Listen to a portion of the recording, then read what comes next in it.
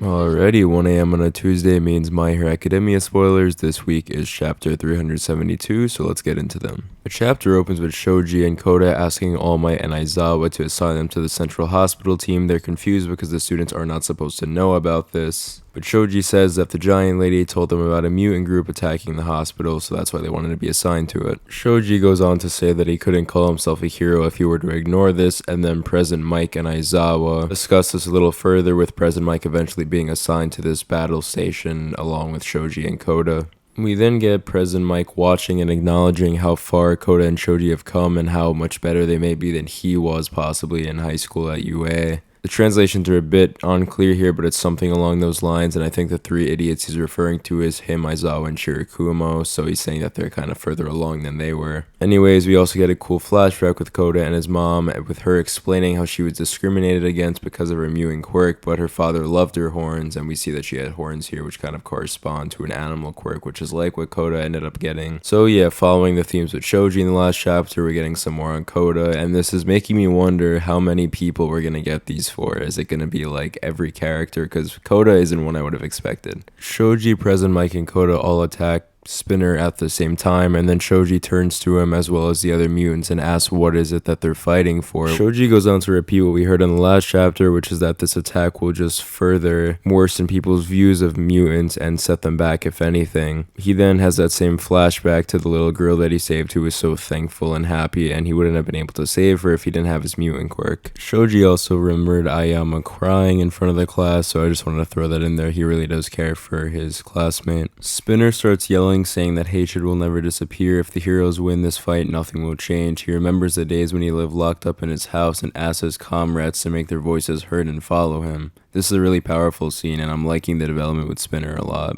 The mutants hesitate for a moment before following Spinner as he propels himself towards the central hospital, and here Koda is actually carrying Shoji with his birds. The policemen notice that the mutants are now more motivated and they deem it necessary to use firearms. We hear shots being fired, but soon the focus shifts to inside the hospital where Spinner starts breaking through walls. He remembers All For One saying that Kurogiri must be in the research tower, and says that when he finds him, he has to play a voice recording of Shigaraki or All For One himself. He explains that Kurogiri is essential for the win and that Spinner will become Tomura's hero, so obviously, yes, Spinner wants to do all this for Shigaraki, even though there's not much of Shigaraki left. It's how All For One is manipulating him. Doctors stand hand in hand, blocking off the path to their patients and trying to protect them, and this is when some mutants start to drop their weapons, seeing that these people are actually good and just trying to protect their patients. But Spinner alone continues, thinking that if he fulfills this goal, he'll finally be something and become someone. He says that proof of this is that so many people are following him, but when he turns around, he sees no one because they stop following him. The sequence is illustrated really well as we see young Spinner kind of running alongside him for a moment, and it's showing that he's kind of lost in thought. The chapter then ends in an amazing way with both Spinner and President Mike arriving at the research tower where Kurogiri is, and one is screaming Kurogiri, the other is screaming Shirakumo. So yeah, I'm really excited to see what comes of this. We have President Mike and Spinner now here kind of for the battle of Shirakumo's souls. So yeah, if you enjoyed, please subscribe. I'm really tired, so I'm just going to upload this and knock out. So if you enjoy, comment, I'll respond, and I'll see you in the next one.